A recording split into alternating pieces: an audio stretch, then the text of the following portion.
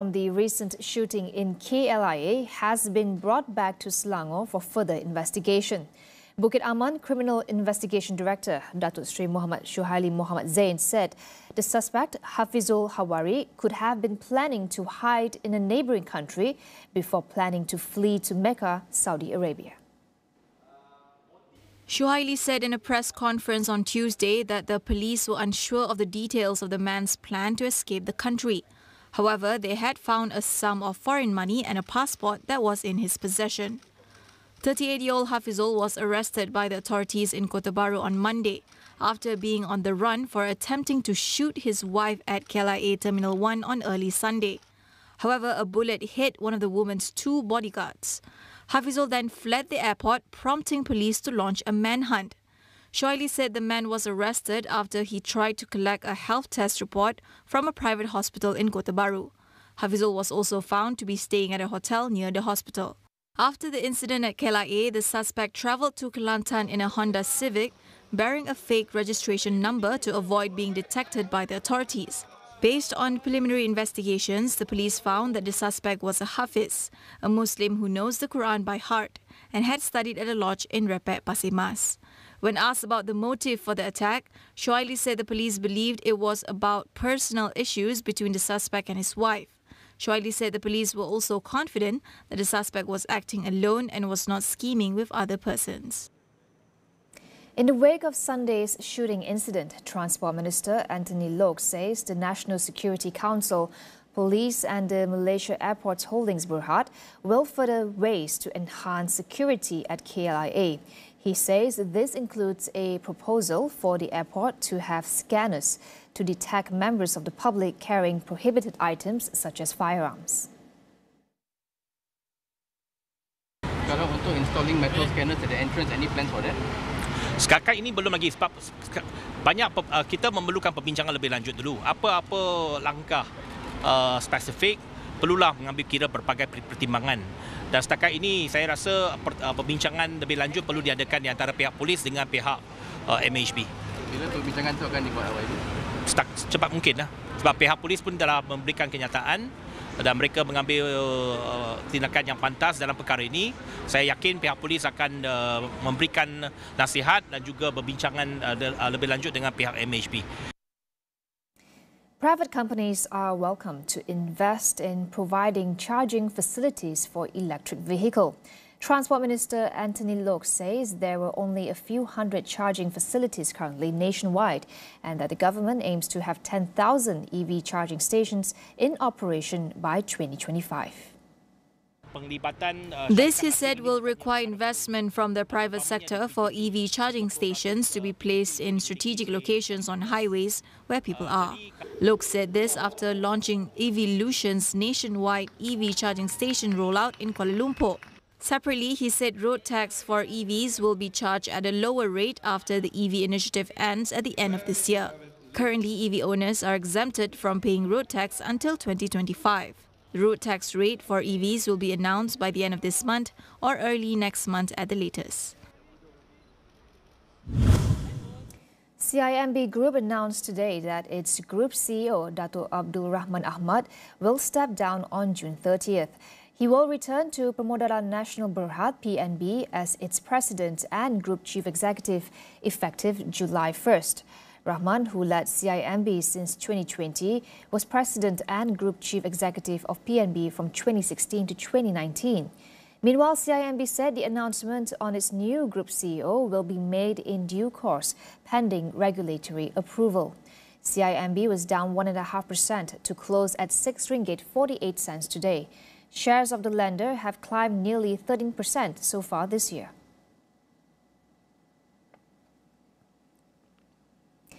The government has recently passed the Cybersecurity Bill 2024 in an effort to enhance the country's cyber resilience.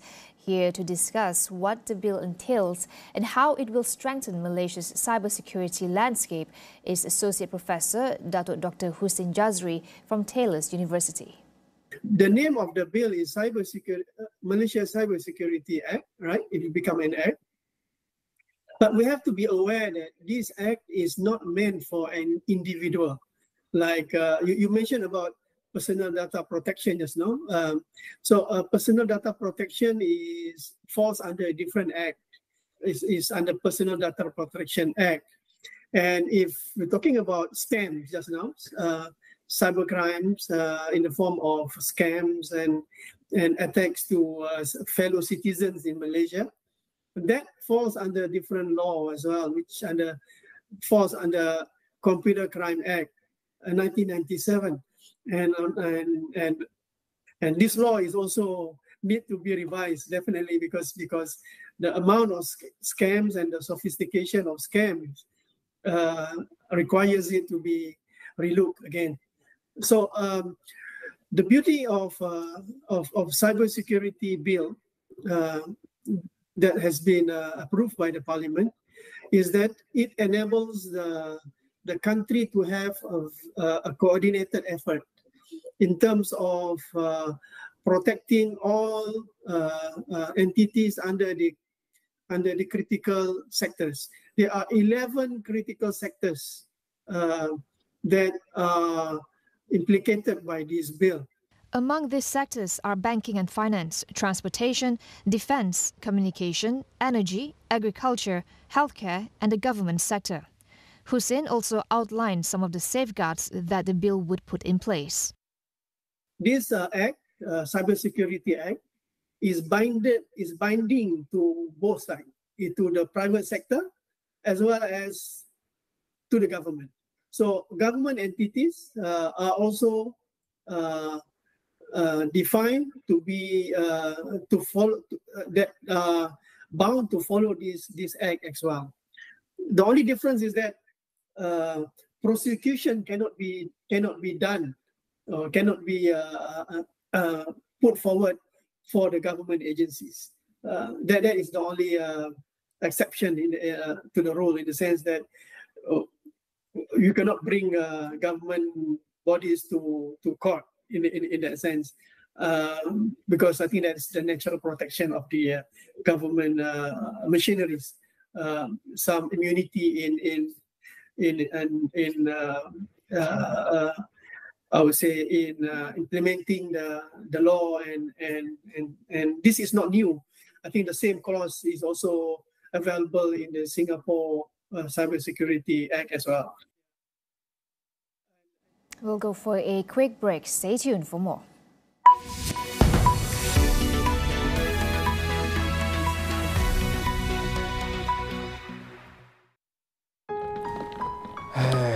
Penatnya terbang sana, terbang sini. Inilah antara sebabnya aku terlepas nak tengok rancangan kegemaran aku.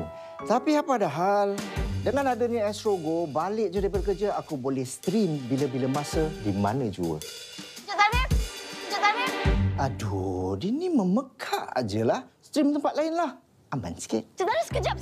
Muat turun aplikasi Astro Go sekarang. Percuma untuk pelanggan Astro.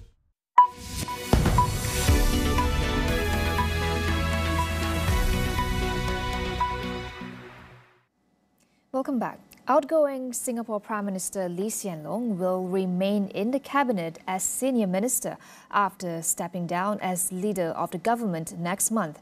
According to Deputy Prime Minister Lawrence Wong, there will not be many changes to the rest of the lineup for now. Details of a cabinet reshuffle will only be announced a few days before the swearing-in ceremony on May 15th, according to Lawrence, Singapore's next Prime Minister. He was speaking to reporters a day after the leadership handover date was announced. When asked if there will be bigger changes to the cabinet, Lawrence said that it would likely happen only after the general election, which must be held by November 2025. He said that he is already in the midst of looking for new candidates, especially those with potential to hold political office.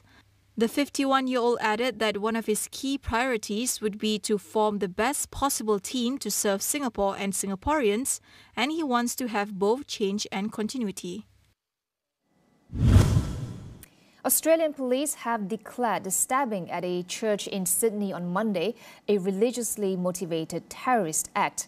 A 16-year-old boy was arrested after a bishop, a priest and churchgoers were attacked during Mass at the Assyrian Christ the Good Shepherd Church. At least 4 people suffered non-life-threatening injuries, while the attacker was also injured. The incident was captured on a church live stream. Australian police define terrorist offences as ideologically motivated. The investigation is ongoing, but police say they are confident that this is a case of religious extremism. However, authorities have repeatedly refused to reveal the religion of the alleged attacker. Police said the teenage suspect acted alone, and although he was known to the police, he was not on any terror watch list. Israel is calling for sanctions to be imposed on Iran's missile project after it launched an unprecedented attack on its territory. Israel has vowed to respond to the attack over the weekend. However, it remains unclear what form that response will take. Israel is facing growing pressure from its allies to show restraint and avoid escalating the conflict.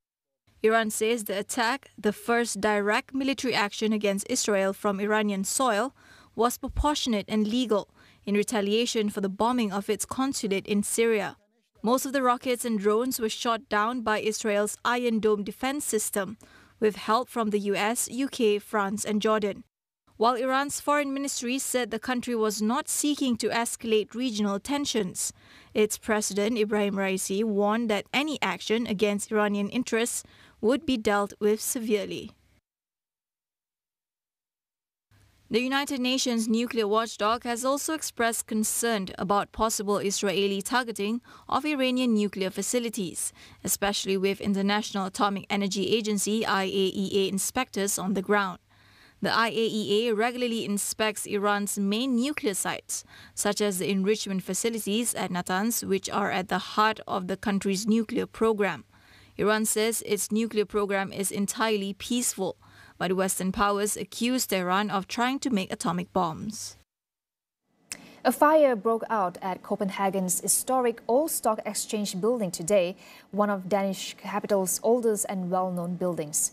The fire engulfed the building's iconic spire, which collapsed into the roof. It was not immediately known what caused the fire, and there were no reports of injuries. Police had blocked off parts of the city centre as part of firefighting efforts and were seen evacuating buildings nearby the scene of the fire, including the Finance Ministry. While images circulating on social media showed people carrying precious artwork and artifacts from the building to save them from the flames. Situated next to the Danish Parliament, the historic building featured a 56-meter spire shaped as the tails of 4 dragons intertwined, which had been under renovation when the fire broke out. The Dutch Renaissance-style building no longer houses the Danish Stock Exchange but serves as headquarters for the Danish Chamber of Commerce. The European Union will spend €3.5 billion to protect the ocean and promote sustainability through a series of initiatives this year.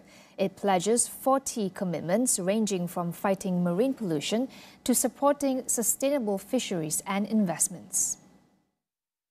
The commitments were announced during the annual Our Ocean Conference in Athens, Greece, attended by some 120 countries. They include supporting 14 investments and 1 reform in sustainable fisheries in Cyprus, Greece, Poland, Portugal, worth about €1.9 billion. Other initiatives are also directed to helping African countries develop their blue economy. According to the EU's Copernicus Climate Change Service, the ocean temperatures hit a record high in February based on data that goes back to 1979, with overfishing and plastic pollution as major threats to oceans. The Our Ocean Conference is expected to announce more than 400 commitments amounting to $10 billion after it has mobilized more than 2,160 commitments worth roughly $130 billion since its launch in 2014. That wraps up AWANI Tonight. I'm Cynthia Ng. Thank you for watching. Good night.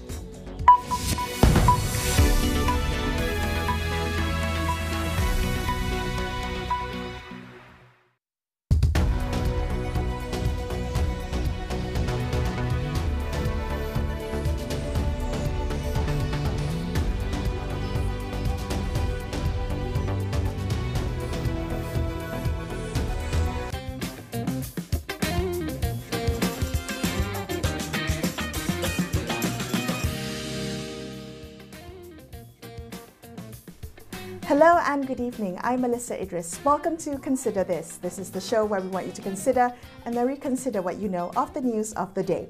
The Programme for International Student Assessment, PISA, assesses the knowledge and skills of 15-year-old students globally in mathematics, reading and science. Now, unlike conventional assessments, PISA goes beyond rote memorization. It instead assesses students' ability to apply knowledge creatively, think critically, solve complex problems, and communicate effectively. Essentially, it gives an approximation of how well an education system is preparing students for real-life challenges and future success. However, the latest PISA data points to a clear global trend that the average 15-year-old in 2022 was less proficient in maths, science, and reading compared to those tested by PISA in 2018. Now, joining me on the show to discuss the unprecedented drop in performance is the man who initiated and oversees PISA, Andreas Scher, Director for Education and Skills and Special Advisor on Education Policy to the Secretary General at the OECD in Paris. Andreas, thank you so much for making time to join me on the show today.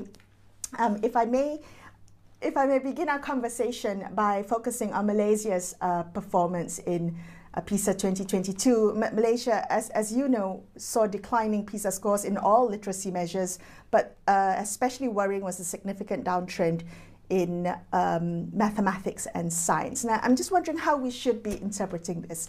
What are the key takeaways for Malaysia's PISA scores in 2022? Yeah, we have seen Malaysia mirroring a global trend. The drop that you see in Malaysia is actually not more pronounced than it would be in most OECD countries.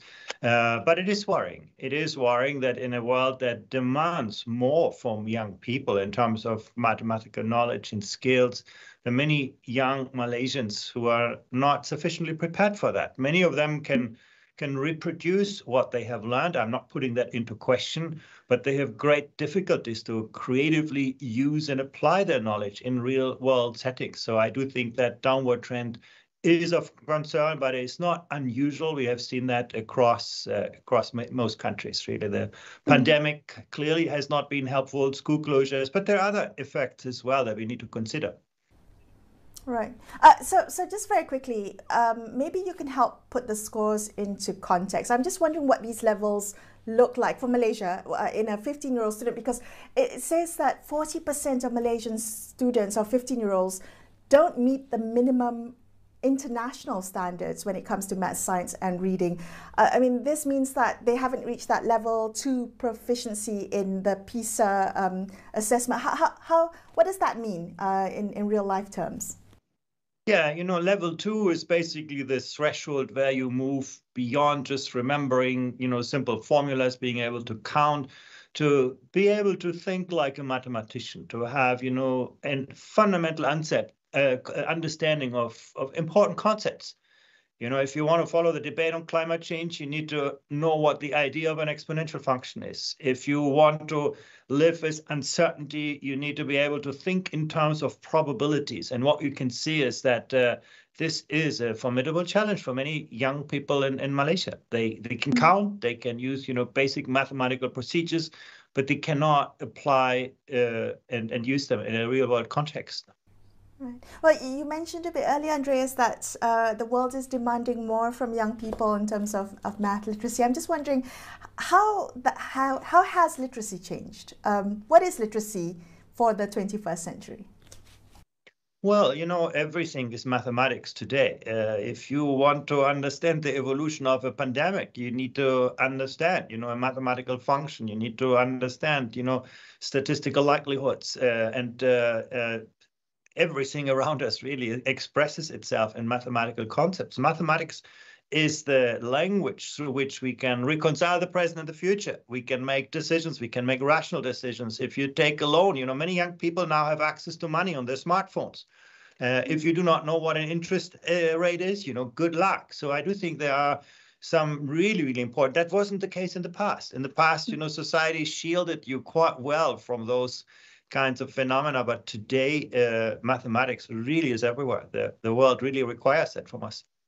Right, and are education systems adapting to the change in what is mathematics literacy in today's world? Well, what I would say about Malaysia is that there's still too much emphasis to help students learn answers rather than pose the right questions. And in a world of ChatGPT, that's not so helpful. The modern world really is not just about reproducing what we know, but, putting that into question, contrasting, critiquing. You need to be able to navigate ambiguity, distinguish fact from opinion. And those are still big challenges for many young people in Malaysia. The school system is still very much about knowledge dissemination. Students are taught how to, learn something, to memorize it. I'm a scientist by background, and sometimes when you go to classrooms, you see how we teach, science like religion. We make people believe in some scientific theory, then we give them lots of exercises to practice this, and at the end we test whether they remember our answers. But that is not about science. Science really is about questioning the established wisdom of our times, building hypotheses, designing an experiment. And those are skills that are difficult for many young Malaysians. Right. The decline in PISA scores or performance was across all countries. But I believe, Andreas, you've pointed out before that, it wasn't just because of the pandemic. It may have been exacerbated by the pandemic, but the downward trend was happening even before the pandemic. And I'm curious to know why. What factors do you think contributed to poorer PISA performance even before the onset of COVID? Yeah, there's several factors at play. One of the things that we have observed across many countries is a decline in teacher support. Teachers are still working hard to, instruct learners, but when it comes to, do I understand who the student in front of me really is, who they want to become, how I can accompany them in their journey. We see actually teachers nowadays often spend less time on, working with individual students, not in all countries, but in many. We have seen often a decline in parental engagement. That's actually not true for Malaysia, but for many countries, we can see that parents treat schools more as like clients rather than co-creators of and being part of the education system. And that clearly has equated an additional distance. And then, the most obvious is digitalization. While technology can super empower learning and teaching in schools, we see many, many really good examples for how technology transforms learning. We can see that the use of smartphones for leisure is becoming a big distraction. Actually, for Malaysia, more so than for many other countries. Many young Malaysians feel anxious when they don't have their smartphones near them. And that is a drain on mathematics performance. That's also a drain on life satisfaction, on their ability to manage their emotion. All of those things are shown by PISA, that actually the volume, the extent of smartphone use is becoming a real distraction from learning and from other, elements that are important for a successful life. Right. But how do we make that distinction? Because yes, digital devices have that potential to distract, but there's also ways to incorporate it into learning environments so that it is, productive and purposeful. So how do we think about that? The use of technology for learning and limiting the potential to distract when you use it for leisure, particularly amongst young people. Yeah, actually, you make exactly the right distinction. We can use technology in an intentional way to facilitate learning. Learning technology is a huge power to personalize learning. When you learn, mathematics on a computer, the computer can figure out how you learn, what gets you interested, what makes you bored, where you advance, where you get stuck, and then adapt your learning situation in an incredible way. So students with special needs, students who learn faster, slower, can be much better served with this. Technology can make learning fun. If you think about game-based learning environments, augmented reality can super empower learning. You can actually, do an experiment in a virtual laboratory rather than just listening to a teacher talking about the results of this experiment. Virtual reality can actually make you experience things. So there are enormous possibilities. As a teacher, you can now see how different students learn differently through modern learning analytics. So I do believe there is incredible potential for technology to truly transform learning. But for that to happen, it needs to be done in a very structured way, in a very intentional way. Where we see the negative effects is when students just use their own devices for their own purposes. Clearly, social media is creating stress for young people. Now there is this constant, alert that is behind you, and social media is tending to put you together with people who think like you, who look like you, walk like you. It's becoming harder for students today to see the different facets and perspectives in our societies, and that is what good learning environments are about. So you need to make the distinction. On the one hand, yeah, technology can super empower learning, can super empower teaching, but it can also make distract from learning. That is exactly the effect that we see. So the trick really is to harness the power of technology through the design of really innovative learning environments with teachers who are good designers of those learning environments, and at the same time limit the use of smartphones and technical devices for leisure and maybe even out of the school context. That's of course something where parents have an important role to play.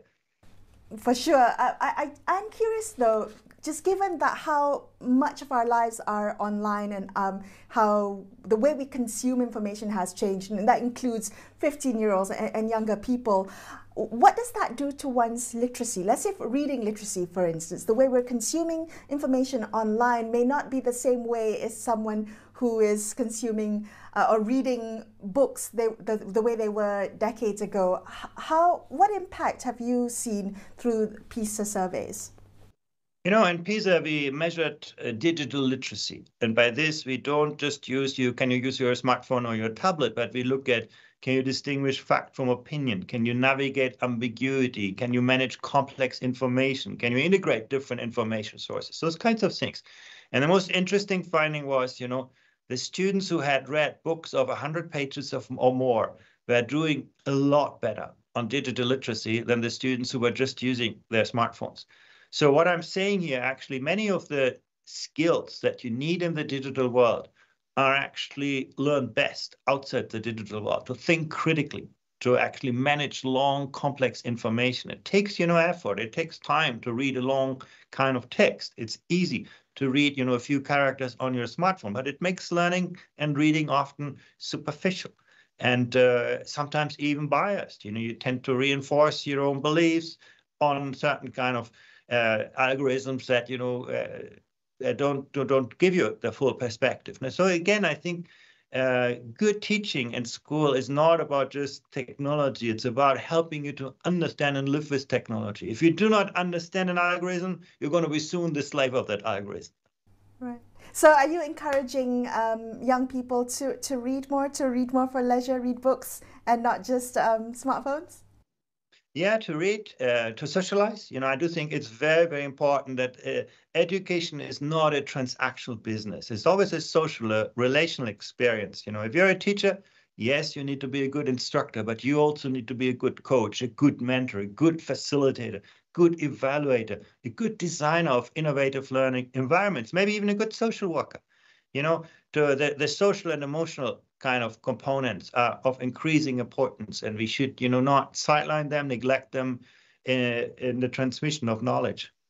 Right. Is that a lot to ask from our teachers, our educators? That's many hats that they have to wear for in one essentially one role. Yeah, but I also believe it's going to make teaching a lot more interesting. If you just teach one mathematics lesson after the other, it's not a very exciting job. And it's actually harder and harder to get young people applying for those kinds of jobs, even if they're paid reasonably well. If you give teachers a more interesting job, a job where you have to work with your colleagues to design new learning environments, where you actually engage in professional learning communities, where you do not just, disseminate knowledge, but co-create tomorrow's learning experiences, where you actually do know your students, each and every one, where you have, contact with their families, suddenly your job becomes a lot more exciting, a lot more interesting. And yes, I do believe that's what we need to ask from teachers today. Right. So the other thing that I found particularly interesting about this round of the PISA survey was that it also captured a wide range of emotional and social well-being outcomes for students, and that includes emotional resilience, agency and engagement, social relationships, openness to diversity. I thought was a particularly interesting one. Talk to me about why it was important to include this data collection, not just focusing on academic performance, but also that we include these social emotional outcomes as well. You know, in the modern world, that's what life asks you. Can you live with yourself? Can you live with people who are different from you? Can you live with this planet? I think those are the big questions of our times. If you apply tomorrow for a job, people want that you can work independently, that you can set your own learning goals, that you continue to invest in yourself and your abilities, that you can work with your colleagues, that you can design innovative solutions. And so in a way, I think we should no longer see academic performance and social emotional skills as opposing ends on a spectrum where we have to make trade-off. We should see them as two sides of the same coin. They're both needed in an equal share to be successful in life today. I mean, today's workplaces demand much more from people in terms of, independent thinking and collaborative working. Well, what did you find, Andreas, in this PISA report in terms of social and emotional student outcomes? Where are they? Where are the weaknesses? Where do they need more support?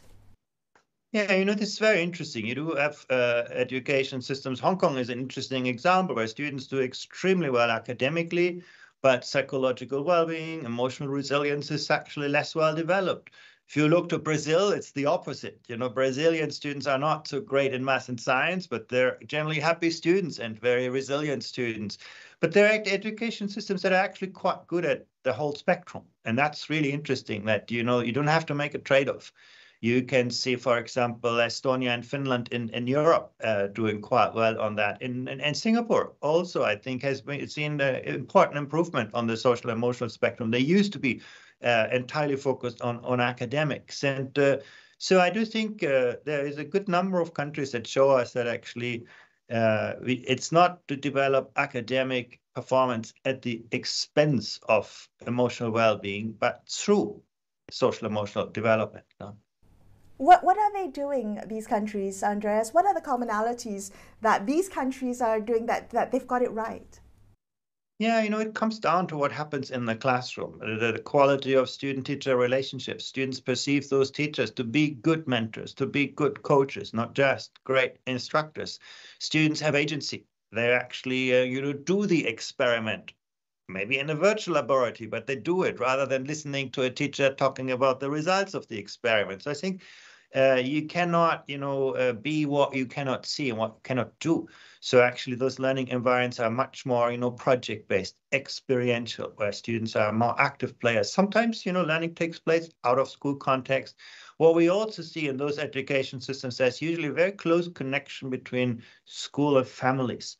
Schools make big efforts actually to include families in the equation. Again, if your children play at midnight with a smartphone, you have a hard time next day as a teacher. So you better, talk to parents about, how to help their children develop best. And you can see in those education systems, there is a lot of effort on this. Teachers play many roles, but it makes their job interesting and very, very productive now.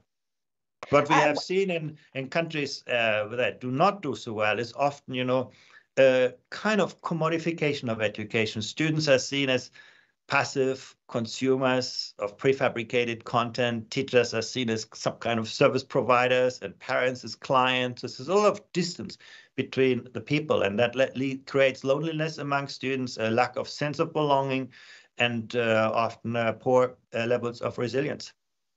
Is it just about how much resources an education system has? Is it about how much money is being poured into education, into teachers, into support of students? Does that translate into not just academic excellence, but also social and emotional well-being for students? That's a really good question. What we do see is for countries that invest very little, money can make a big difference. That's absolutely clear. I don't want to deny this. But Malaysia is already at a point where you can say, well, actually, spending on education is not so bad. But the system could deliver more for what it currently invests. Often it comes more to how do we invest those resources? What we see, for example, in the case of Malaysia, learning hours are quite high. Students learn for many hours, but productivity is quite low. So learning gains for every hour is low. So in the case of Malaysia, it's not about spending another hour on mathematics. Again, it's really about how we use resources.